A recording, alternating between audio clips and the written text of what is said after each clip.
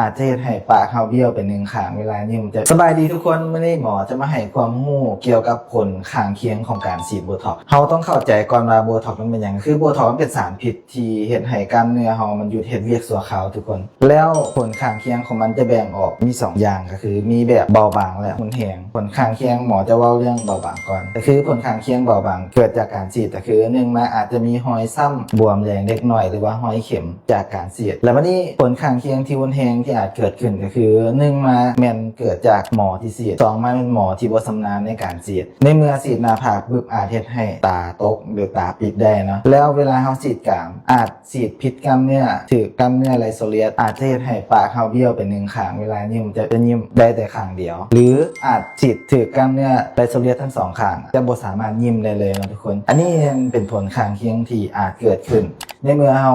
ฉีดกับหมอที่บ่ชำนาญฉะนั้นแล้วใครเป็นแบบนี้อยู่สามารถเข้ามาปรึกษาหมอได้ทันทีที่ MNV Center Clinic นะทุกคน